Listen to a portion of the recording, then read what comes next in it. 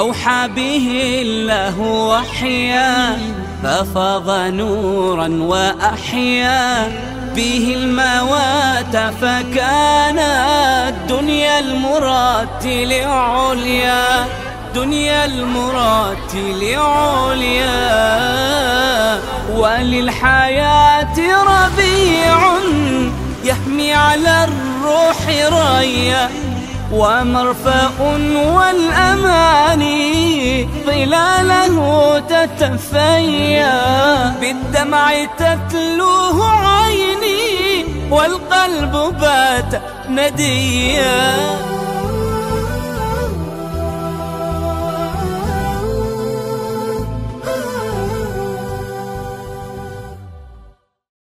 أعوذ بالله من الشيطان الرجيم. بسم الله الرحمن الرحيم. قال رسول الله صلى الله عليه وآله وسلم حرمة الجار على الانسان كحرمة امه. ناظرین محترم، یقینا که تاسو اسلام ته سترګې وغړوئ، اسلام ډیر زیات د خلکو حقوقو خیال ساتلی دی، معاشري خیال ساتلی دی، نور انسانانو د حقوقو خیال ساتلی دی. اسلام انفرادي مذهب نه دی چې ما تاسو انفرادي سوچ ورکې وکړو، صرف ځان ګټې سوچ ورکې وکړو، ځان فایدې سوچ ورکې وکړو. اسلام اجتماعي مذهب دی. سوره اسلام کې ته خلکو حقوقو خیال وساتې، اندوره ته ښه مسلمان یې، بهترین مسلمان یې. نو دا پهلو په کار دی مونږ نظر انداز نه کړو مسلمانۍ کې. مونږ اکثر اوقات سوچ کوو چې مسلمانۍ دا دی چې بالاخره شخصي ذاتي عمل د ټیک وي، انفرادي عمل د ټیک وي، که معاشرې کې خلکو سره د رویه رفتار سلوک ښه وي ښه نه وي، مسلمان یې نه. مسلمانۍ ابتدایي تعریف هڅه شوی دی، هغه دا دی المسلم من سلم المسلمون من یده و لسانه. مسلمان هغه دی چې هغه لاس نه، هغه ژبې نه، هغه وجود نه بل مسلمان ته ازار اذیت نه رسیږي، بل مسلمان ته نه پرسکون وي، بل مسلمان ته نه راحت کې وي، نورو ته تکلیف نه وي، نورو ته سهولت وي. هغسې کس صحیح مسلمان دی، بنیادي مسلمان دی. تاسو وکسئ ما تاسو چې کوم لمونځ کوو، المنځه کې هم ما تاسو انده الحمد سورت یا یو یوه المنځه کې دعا وري الوستایشي، دې کې هم ما تاسو کومه دعا کلمات دي چې خدای نه غواړو چې دعا یا کلمات ورکې ادا کوو، هغ کې هم ما تاسو انفرادیت نشته دی، ټوله اجتماع دی. مثلا ما تاسو یو ایاک نعبد و ایاک نستعین، خدای تا عبادت کوو تا نه مدد غواړو. حالانکه عربی گرامر حساب سره په کار دی مو وایو ایاک اعبد و ایاک استعین، یعنی زه تا نه مدد غواړم، زه تا عبادت کوم. حالانکه مو دا شی نه یو، مو یو ایاک نعبد و ایاک نستعین، خدای مو ټول تا عبادت کوو، خدای مو ټول تا نه مدد غواړو. مقصد دا دی چې خدای غواړي چې ته نورو خیال وساتې، معاشري خیال وساتې، خلکو سوچ در سره وي، هلې ته مسلمان یې. یا مثلا مو یو اهدنا الصراط المستقیم، حالانکه عربی گرامر حساب سره په کار دی مو ویله اهدي الصراط المستقیم، زه بېله ولاړ یم، زه په کار دیم خدای ما راه راست باندې روان کړي او ثابت قدم وساتې. مو یو چې اهدنا الصراط المستقیم، خدای مو ته یی چې داسې وایه چې خدای مو ټول صراط مستقیم باندې ثابت قدم وساتې، راه راست باندې ما ثابت قدم وساتې. دې وجه څه دی؟ وجه دا چې اسلام غواړي ته نورو خلکو حقوقو طرف ته د متوجه کی، نورو خلکو طرف ته د متوجه کی.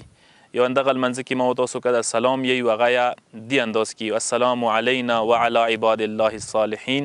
معنی څه دی؟ معنی دا دی چې مو ټولو باندې سلامتی وي، یعنی په کار دی تا ویلی السلام علی وعلى عباد الله الصالحین، خدای ما باندې سلامتی وي. خو خود پروردگار علم هیڅ که چیرې ځان د مد نظر وي، معاشره د مد نظر نه وي، مسلمانۍ د ناقصه دی، مسلمانۍ د کمپلیټ نه دی، کامل نه دی.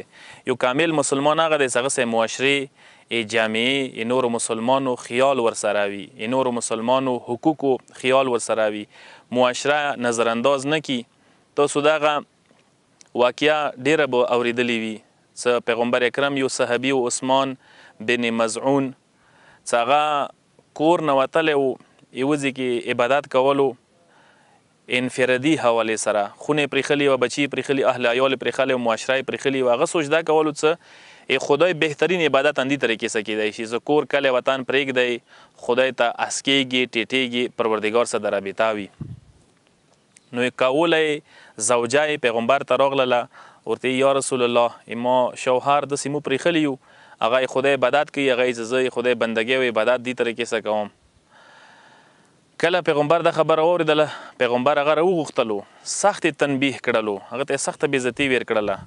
څه که ته غواړې څه خدای ته ورسېږي، خدای بندګي وکړي، پروردګار عالم بندګۍ دا نه دی، طریقه یې دا نه دی څه د کومه تا اختیار کړي دی.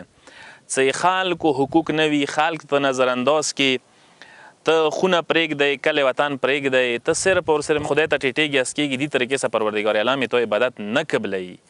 پکار دا دی څه ته خونه، خلخانه، اهل و عیال، بچي دا نظر انداز نه کړي، انفرادیت طرف ته ونه ځې. پیغمبر هغه ټایم کې تاریخي حدیث دې طریقې سره الویلي، پیغمبر الفاظ دا دي لا رهبانیت فی الاسلام، څه اسلام کې رهبانیت نشته دی. رهبانیت هغه د عیسیانو طریقه دی څه عیسیان، عالمان یا مذهبي کسان څه خدای ته غواړي نږدې شي، هغوی خونه، وطن، کلی پرېږدي، انفرادي شکل اختیاري او یوه غره کې یا عبادتګاه کې مکمل ځان تنهایی شکار کوي، واده نه کوي، ازدواج نه کوي. پیغمبر اکرم یې څه دا طریقه اسلام کې نشته دی، انفرادیت اسلام کې نشته. اسلام کې اسلام مذهب ټول د اجتماع مذهب دی، معاشرتي مذهب دی، اجتماعي مذهب دی. اسلام هر یو عبادت که ته وکسې، چاهی هغه لمونځ دی هغه فلسفه اجتماع دی، چاهی هغه روژه دی هغه فلسفه اجتماع دی، چاهی هغه زکات دی، خمس دی هغه فلسفه اجتماع دی، چاهی هغه حج دی، چاهی هغه جهاد دی، چاهی هغه امر بالمعروف نهی عن المنکر دی. دا ټول شیونه اسلام کې اجتماع او معاشرې دپاره دي. څه تا معاشرې سره مربوط کی، تا معاشرې سره همیشه دپاره مربوط وساتي، ته معاشرې نه کټ نشي، ته خلکو فایدې دپاره راتلی شي، ته خلکو ته فایده ورکوای شي. ځکه دا تاریخي حدیث دی څه مولا علی علیه السلام پیغمبر نه نقل کړی دی څه پیغمبري حرمت الجار علی الانسان که حرمت امه. مثلا یو همسایه در سره دی، هغه همسایه حق تا باندې داسې دی لکه خپلې مور حق در باندې وي. یو همسایه دوره احترام لري، یو همسایه دومره قدرمند، عزتمند، ابرومند، دوره حرمت لري، دومره مقام لري لکه څنګه مور انسان څوره مقام لري. ته پکار دی مور څوره احترام وساتي، ته پکار دی مور څوره قدر وکړي، اندې شان صحیح همسایه پکار دی ته قدر وکړي. ویلې چونکې اسلام غواړي ته اجتماعي شي، اسلام غواړي ته انفرادي سوچ نه وځې. پس کوشش وکړو ما او تاسو هم که چیرې غواړو یوه کامله مکمله بندګي د خدای وکړو، یو صحیح مسلمان جوړ شي. صحیح مسلمان هغه دی چې هغه صحیح خلکو خیال ورسره وي، خلکو حقوقو خیال ورسره وي، بل مسلمان خیال ورسره وي، اهل یو مسلمان کامل مسلمان دی. دعا ګویو پروردګاره موږ ته توفیق راکړي چې خلکو، مسلمانو، نورو انسانانو حقوقو پېژندو، هغه باندې عمل کولې توفیق مو ته نصیب کړي. والسلام علیکم ورحمة الله وبرکاته. وللحياة ربيع يهمي على الروح ريا